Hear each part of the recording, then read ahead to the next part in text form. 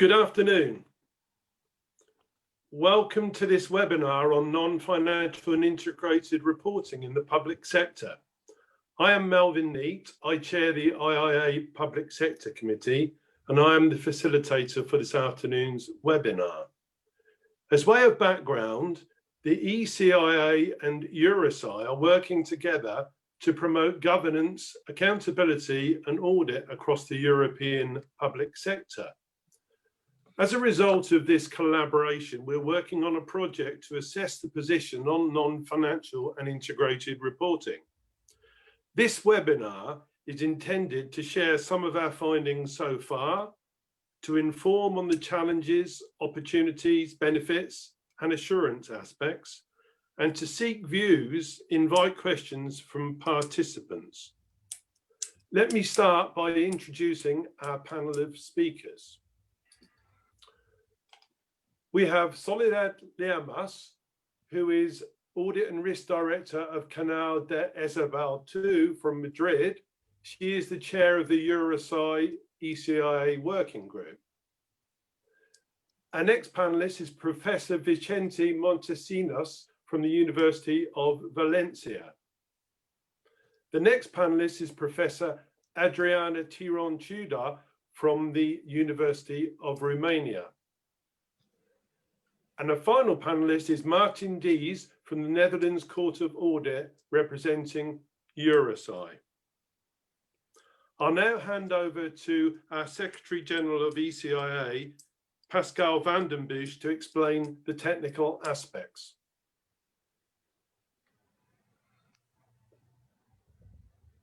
Pascal.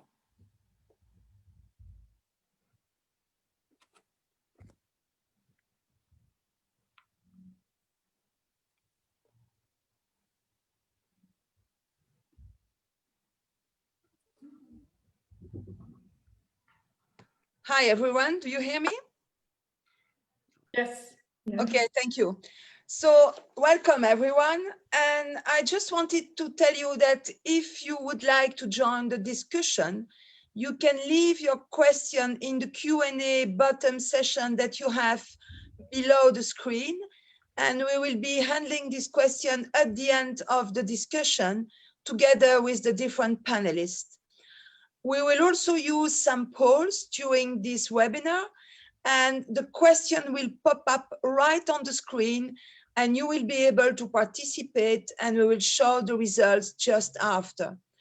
If you have any other question regarding the webinar, please use also the Q&A session.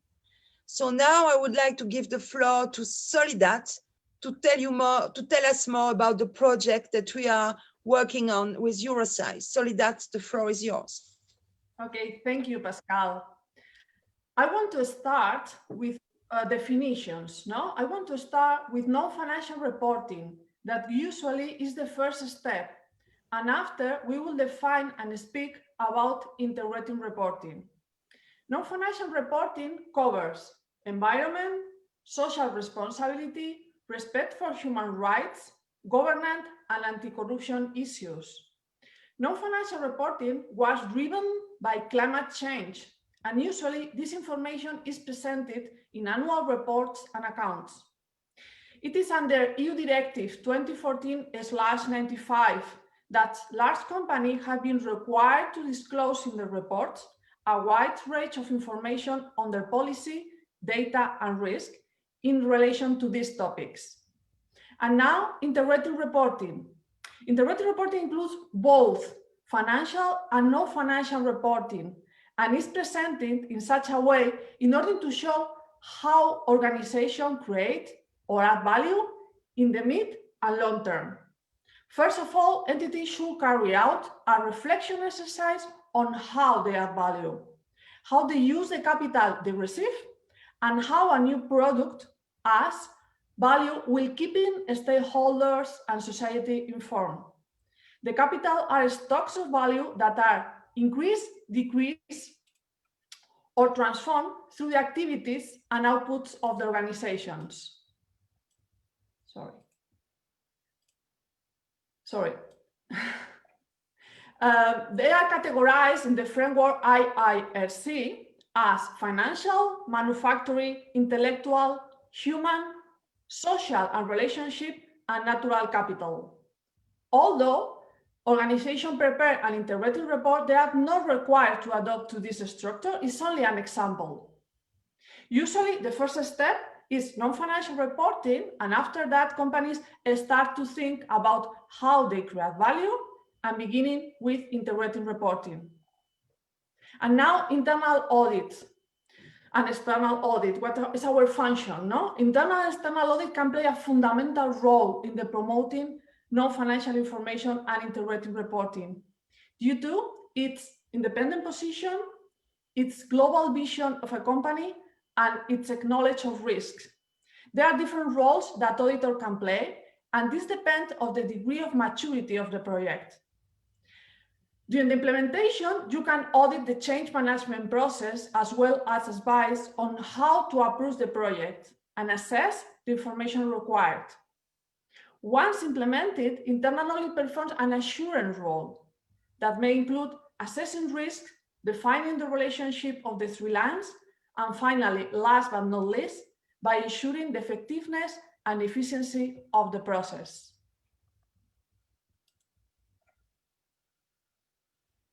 And as Pascal told you, we have this common project with EUROSAI, ECIIA and EUROSAI, and we sent a survey around Europe about different questions about non-financial reporting, integrated reporting, general and specific. As you can see here, the total of answers and the country that will receive this the response of this survey. During this webinar, we're going to show you the result of this survey.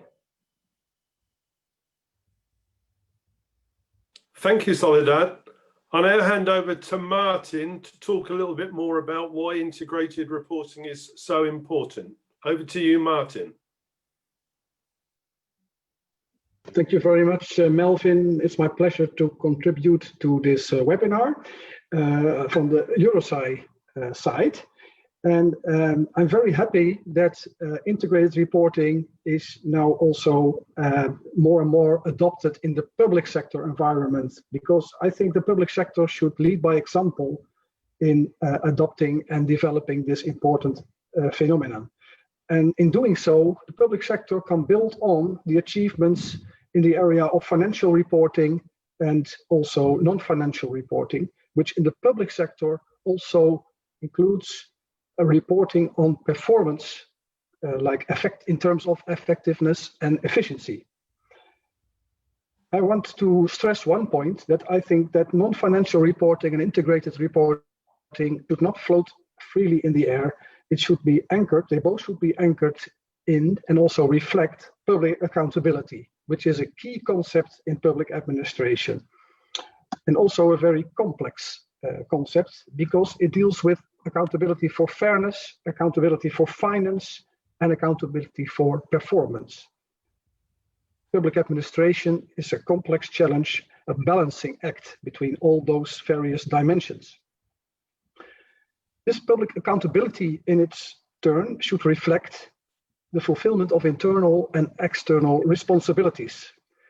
And this is not just a formal issue, because it's not only a matter of being responsible by law, for example, but also how a public entity feels its own responsibility. And an integrated report is a good opportunity, a window of opportunity to express the self-felt responsibilities. For example, regarding matters of diversity and taking care of the climate. It's a very dynamic phenomenon, integrated reporting, because it's both about responsibilities formally attributed, expected by society, and self-felt responsibilities. Turning to the role of supreme audit institutions, public accountability is also the key concept for supreme audit institutions.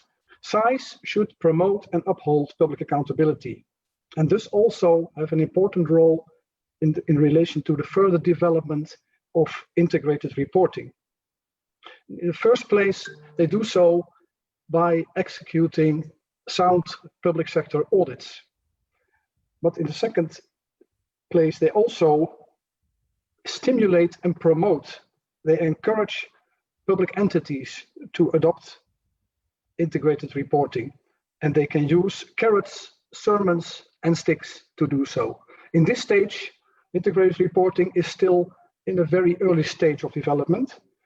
So I think carrots might work better than sticks in this stage.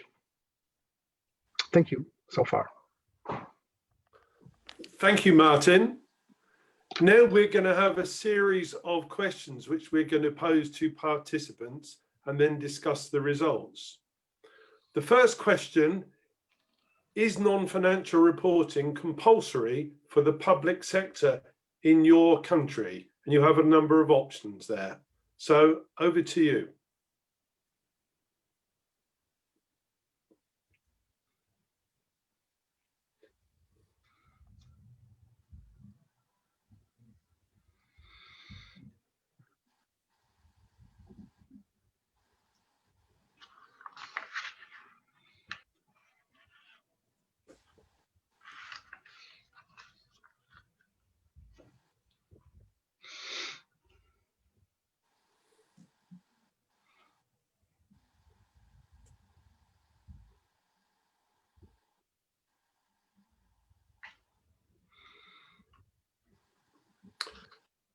Okay, here we have some results.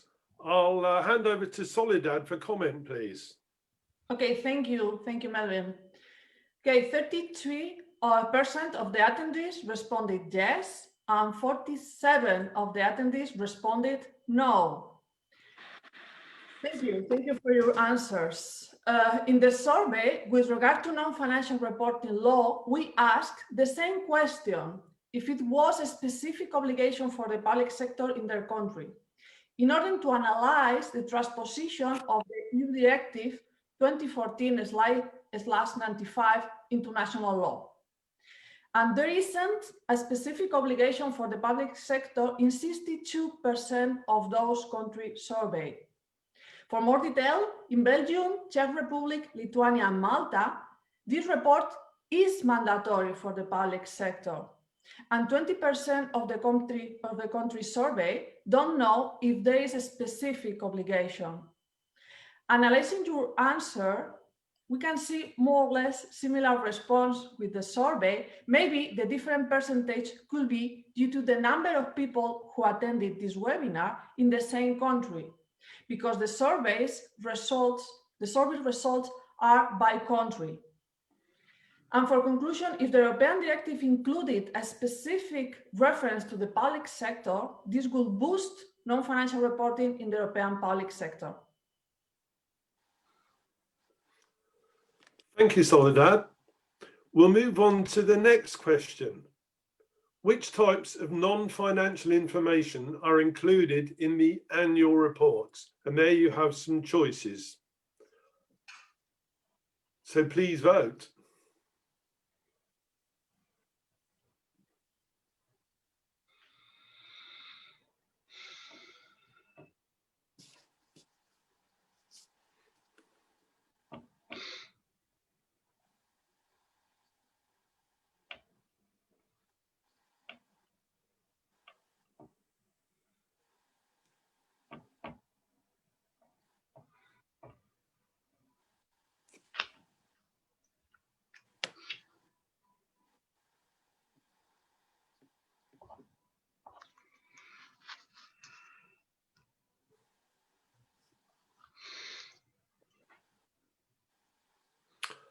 We have some results.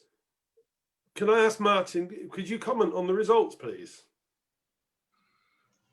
Yes, in this result, we can recognize the predominance of the social responsibility matters like environment and social aspects, also in the non-financial information in the annual reports. I would like to give a specific comment also on what might be included in the category others, because in the public sector, especially, also information on effectiveness and efficiency, so also called performance, is also usually included in the annual reports as parts of non-financial information. So that would be my comment on this. Thank you, Martin. We'll come on to question number 3. Right, this is to do with standards on non-financial reporting. And here there are a number of choices. So which standards apply in your particular countries? Could you please vote?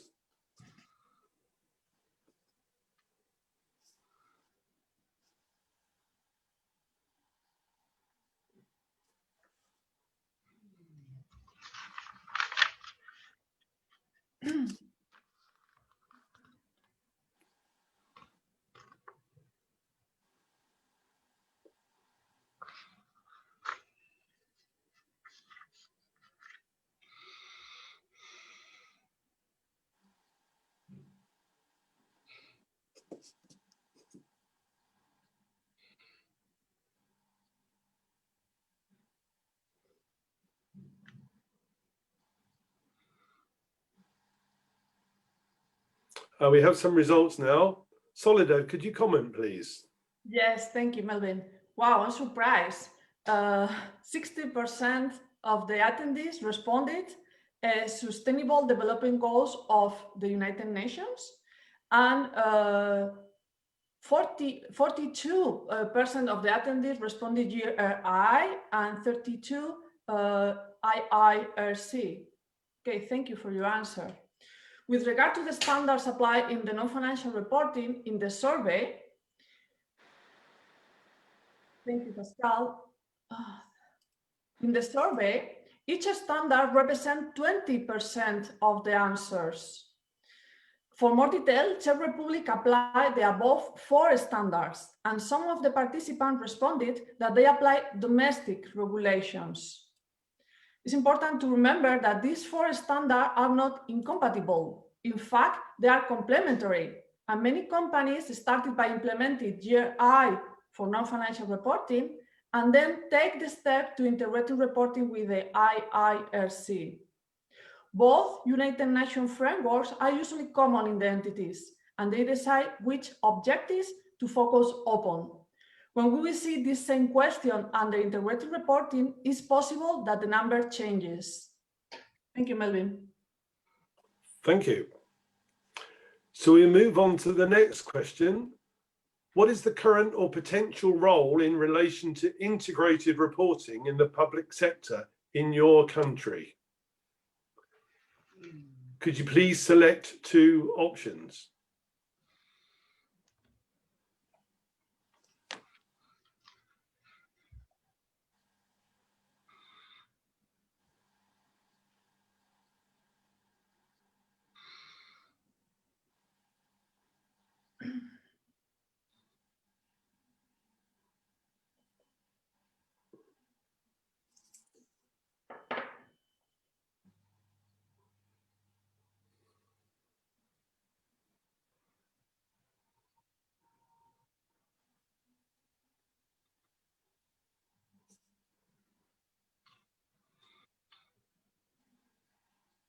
We have some results. Martin, could you comment, please? It's quite encouraging that you can see in this result that assurance by external auditors is voted so much. So that means that external auditors are making progress in giving assurance to this non-financial information. In our own country, we can also recognize that. And also the internal auditors are already active. 42% is voted for the internal auditors. So that means that both disciplines have really picked up this challenge of trying to provide assurance, which is more complicated than giving assurance to the financial information. But it's good to very good and encouraging to see the profession developing in this area. Thank you, Martin. So we'll come on to our final poll question. What are the main drivers, perceived benefits of integrated reporting in the public sector in your country, I think that should say. here we have a number of choices, so please vote.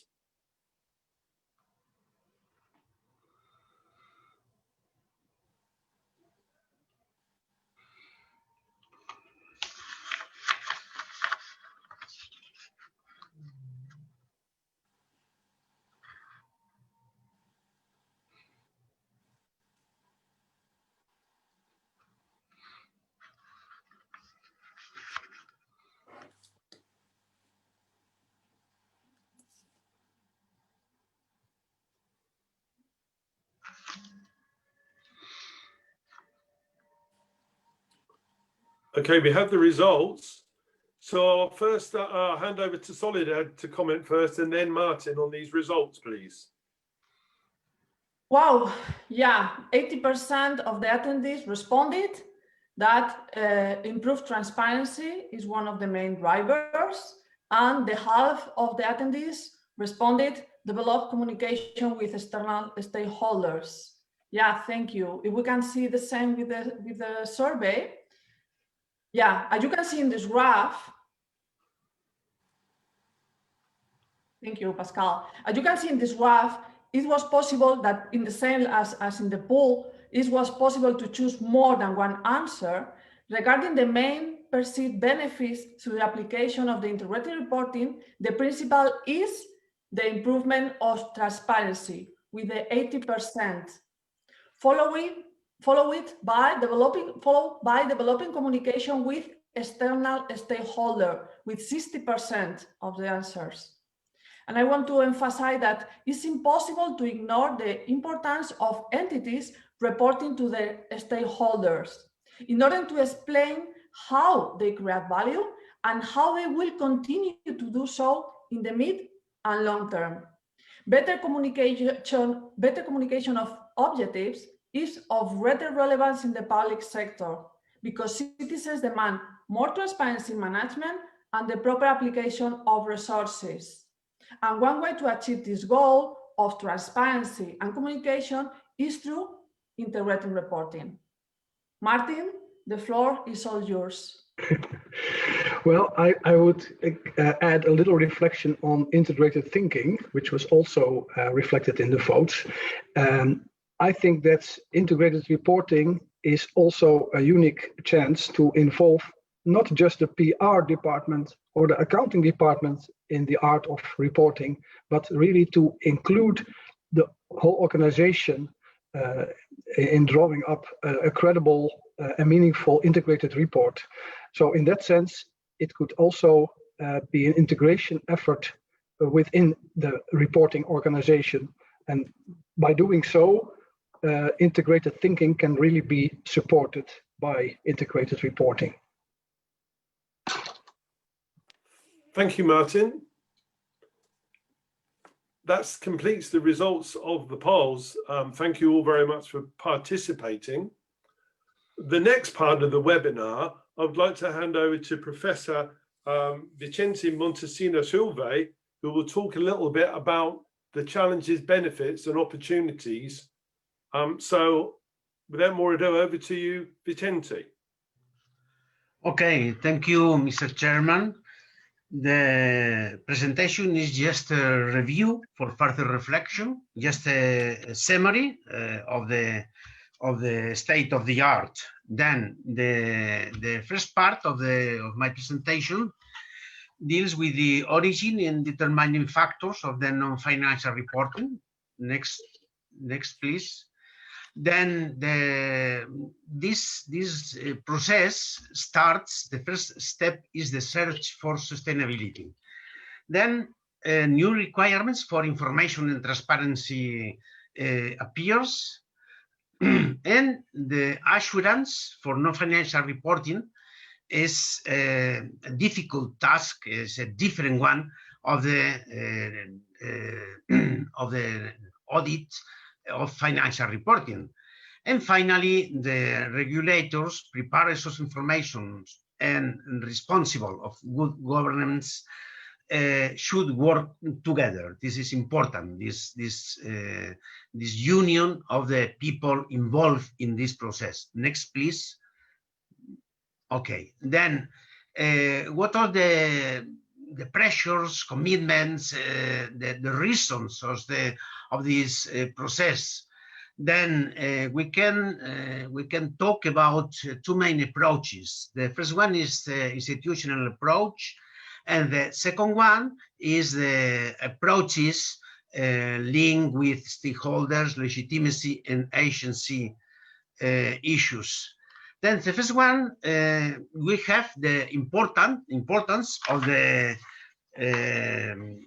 standards in the process, and it's relevant. It's very relevant, as we know, the pronouncement of the United Nations on Sustainable Development Goals. And finally, last but not least, it's this kind of information is not only important for micro reporting, but also for aggregated accounts, as is the case of the satellite accounts in the areas of environment, tourism, culture, and so on. Then next please. Then the next part of this presentation is the consideration of new non-financial report as a challenge, and considering the opportunities, benefits, and difficulties for its implementation. Next one, please. Then we have as benefits, the main benefits, as we can see here, is improve accountability and decision making, strengthen relationships between stakeholders, politicians and managers, and serve as a guide for the provision of sustainable services. Then this will allow the long-term orientation of management in an integrated way to create value, and so increase connection of internal and external communication fields. The challenges is, well, the most important is the integrated financial and non-financial reports, the consideration of different requirements for different entities, the consideration of materiality, general and entity perspectives, different perspectives, the need of digitalization in any case, and the harmonization and the standardization, national and especially international, from an international point of view. Then the barriers. We have the lack of civil culture and democratic quality, the disinterest of politicians and managers, insufficient incentives, the limited financial resources, insufficient statistical sources, and biased information, as well as the lack of adequate assurance. And the last part is consideration of this assurance and audit process. Then here the next one, please. We can consider as a final conclusion that reasonable assurance should be the end and in the middle and long term. But maybe in the short term, limited assurance is a good first step. Then this is maybe in the current time, this is a reasonable objective, the limited assurance. And what is the next one, please? And the next, well, and then what is needed in order to achieve these objectives and procedures? Then we can find here that internal control should be involved in the new objectives and structure of the information system. The new professionals from different specialties should be incorporated to the teams of the assurance process. And the process will need a close collaboration between internal and external control, as well as the professional, external professionals, other professionals, non-financial or non-financial experts. And then it would be necessary a new approach to the process and a broader view of the organization. And so as actions to be considered in order to improve and reach these objectives for a good assurance is in three main branches, if you want. The first one is broadening audit objectives and boundaries. The second one is updating auditors' capacities. And finally, the adaptation of audit procedures to the new necessities or needs.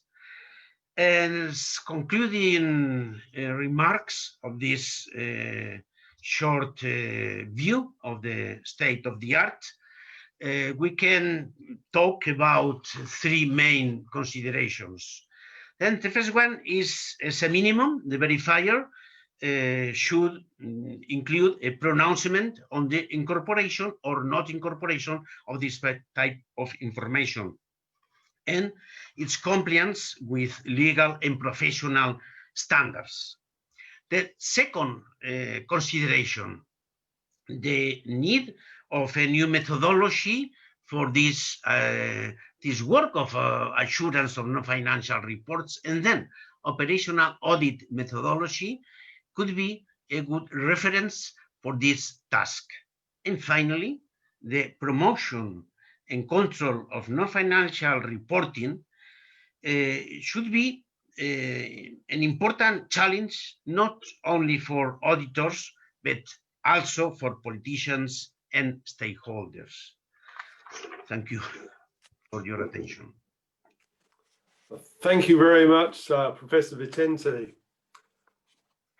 I will now hand over to Adriana to talk a little bit more about integrated reporting challenges, benefits and opportunities.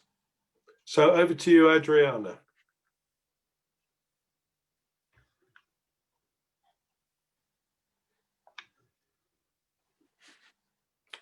Hello? Have we lost Adriana? I forgot to unmute my microphone, sorry. Oh, okay, over to you. Oh, good, thanks. So what is clear till now is the fact that at the European level, there is a trend to promote a mandatory non-financial reporting. Which exactly will be the framework we will see, but it's clear that Europe is in the favor of GRI. If we are taking in consideration the responses at the consultation paper issued in 2020 in relation with the directive, and also if we are looking in this slide at the framework which were used to provide non-financial information in comparison with integrated reportings. Going further, at international level, there is a trend of integration. So I will go further. Okay, thanks. So at international level, there is a trend of integration of non-financial reporting using different framework like the mentioned before GRI and others with financial reports. Possible to be realized using this IIRC framework, or maybe, who knows, as another one, a result of the collaboration intention on this topic expressed by the 5 of the most famous international organizations.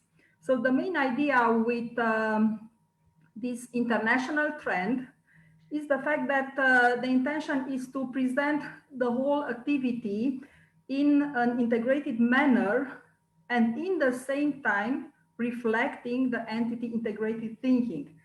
So in this point, I want to highlight, from my point of view, the main challenge for entities from public or private sector is the integrated thinking, and as also Martin mentioned before.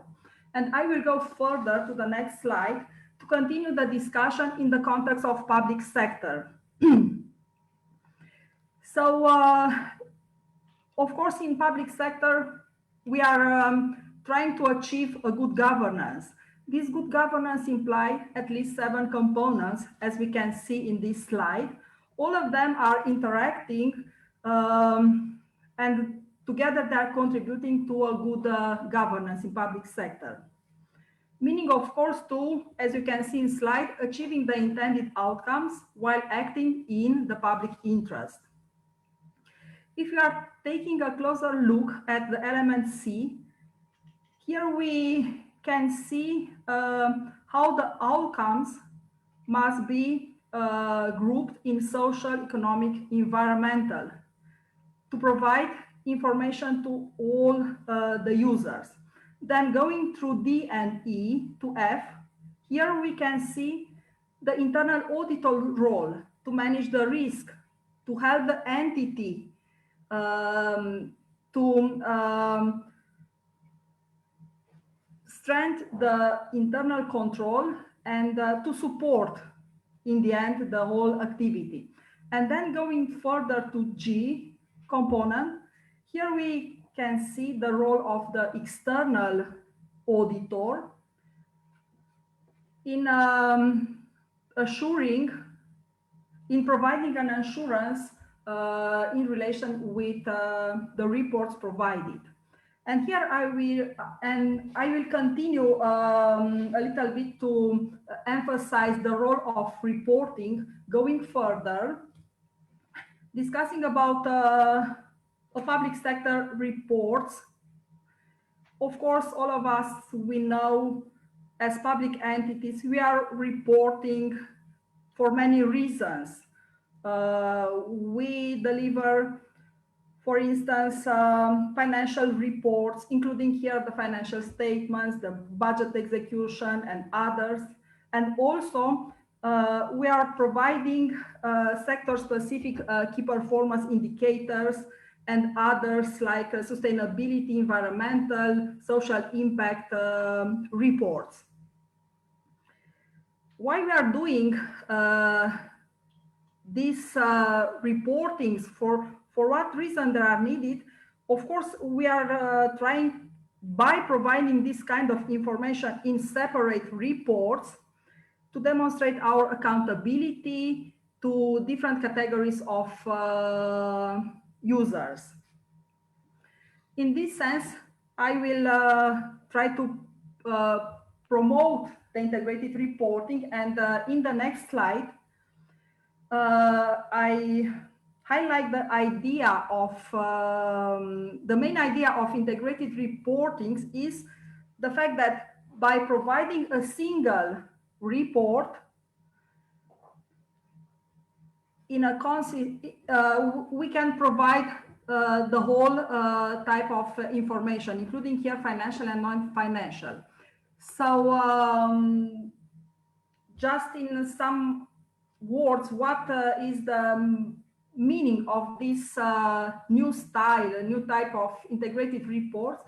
They represent a consistent communication about how an organization's strategy, governance, performance are achieved in the context of its external environment, leading to the creation of the value over the short, medium, and long term. So how we can start from where is the beginning point to find some answer at how and why a public sector entity should start to prepare integrated reports.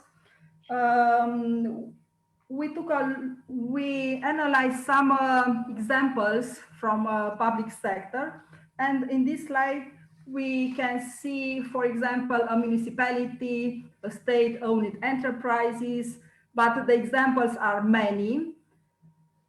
So to answer to these questions, the academia and the research networks as ECPA and CIGAR started many exploratory studies to understand why and how integrated reporting are considered by public sector entities, which are the benefits, and of course, which are the challenges. As a conclusion, and I will go to the next slide, I can mention as major benefits by providing integrated reports. The entity will support a better decision-making process. So there are many advantages internally inside the organization, and also externally will increase the external accountability by reporting about the entity's value creation. As a challenge, and there are many, as you can see in the slide, but here I underline the fact, and I repeat myself, the integrated thinking is the most important. A part of our results are included in some studies. And what I want to underline is the fact that the academia is near the profession in public sector to support and to support this huge improvement of reporting. Also, the professional organizations, and I will ask you to go back just one slide, as CIFPA and CIMA, they started to provide guidelines which are very useful in this sense.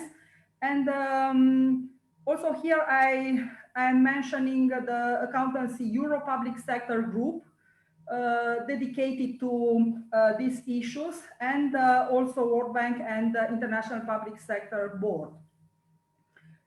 And now I will go at the last slide.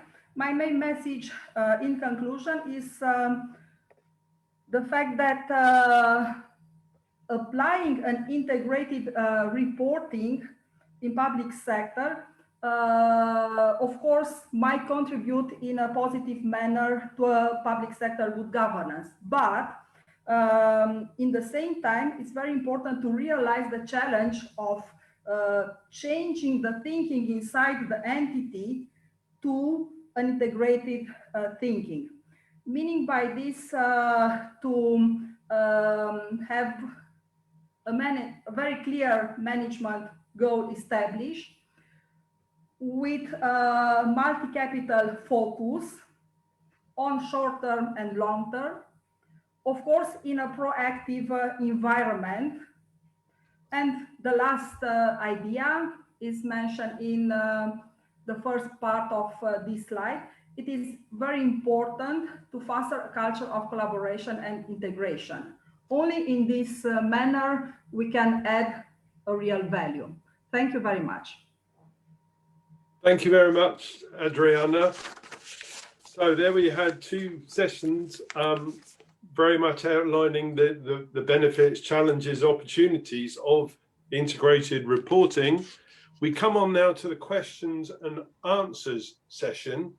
I noticed you've had quite a few questions during the webinar.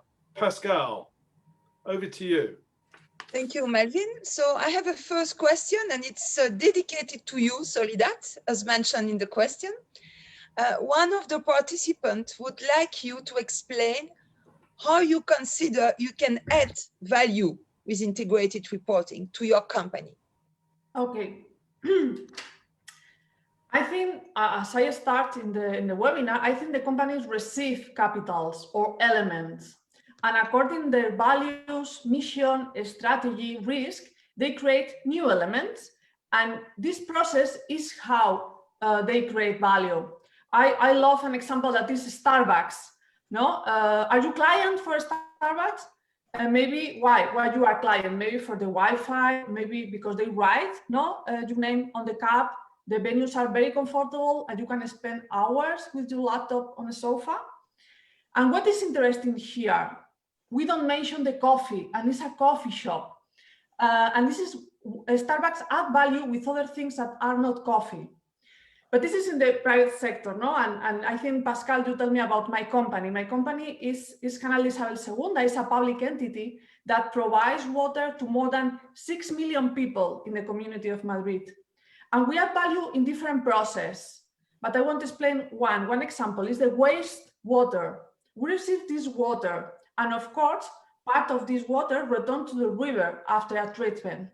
But other part, with an additional process, we use it to irrigate parks and to clean streets. And in this process, we generate gas and electricity. And with the residue, we obtain the best compost for the agriculture. And this is how a company adds value. Thank you very much, Soledad. Have we another question, Pascal? Yeah, Melvin. We have one about the controls. So what are the adequate controls that can be suggested to the public sector on an annual basis they do not achieve the objective and the targets that they had? Thank you. I'd ask Martin to give the first answer on that one, please. Yes, of course, control and internal control cannot really guarantee that objectives are being achieved. Also because there are all types of external influences on the possibilities to achieve objectives. But of course, internal control can provide some kind of reasonable assurance that objectives are being achieved. And when we talk about integrated reporting and integrated thinking, then it's also important that there's also integrated internal control, so that the multiple and sometimes also contradictory objectives are balanced, that decisions are made, that choices are made, and that at the end of the day, the right choice is made in the public interest. For example, between effectiveness and efficiency on the one hand, and complying with all kinds of regulations on the other hand. This is involving dilemmas, and internal control then should ensure that the right decisions are made. So that is what internal control can achieve. It cannot be a guarantee, but there can be reasonable assurance. Thank you very much, Martin. I'm conscious of the time, and I see we've had quite a few questions. I think for people who've asked the questions, we can reply to them after this webinar is finished. Pascal, would that be in order? Okay, thank you, Melvin. No problem, we will do so. So sorry if we haven't had time to answer your questions at the webinar, but you will receive an answer at a later stage. It remains for me to conclude and talk about the next steps. We've got a wealth of information that we've gathered today. My views in conclusion are that certainly non-financial reporting is fairly well established in the public sector, but that integrated reporting, although gaining momentum, needs further development. I think it was initially developed in the business sector, but it clearly has many, many benefits for the public sector. The arguments for adopting and developing it more in the public sector are very persuasive. The public sector has a vast impact on our environment and on the resources that we use, and the focus which integrated reporting gives on longer term value creation does support a number of things. It supports better decision making, greater transparency, more sustainable public governance, policies, and what we're all about in the public sector, better services. So I hope we see integrated reporting really establish itself and develop further in the public sector in the future. Next steps. Just to comment a little bit on the next steps. Well, the webinar today, we will obviously analyse and discuss the results, which adds to our knowledge base. In conjunction with ECIIA and EUROSAI are putting together a report based on the survey results and indeed on today's webinar, and we've got some more work to do. We're hoping to get a final report out in the autumn, and then a further webinar to share the report and to share our further findings after that. So it remains for me to say thank you all for your participation today. In particular, many, many thanks for the organisers and many thanks to the speakers. My final message is take care and stay safe. And may I remind you that there is an ECIIA LinkedIn page, which I very much invite you to use and take part in, comment and give your comments. Thank you very much. Thank you. Bye. Thank you. Thank you. Bye-bye. Bye-bye.